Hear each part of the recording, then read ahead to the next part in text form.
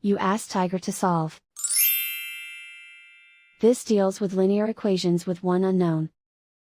The final result is x equals 10. Let's solve it step by step. Group all constants on the right side of the equation.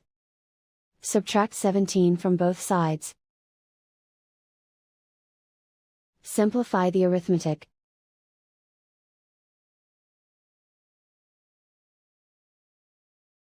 Isolate the x. Divide both sides by -5. Cancel out the negatives. Simplify the fraction. Cancel out the negatives. Find the greatest common factor of the numerator and denominator.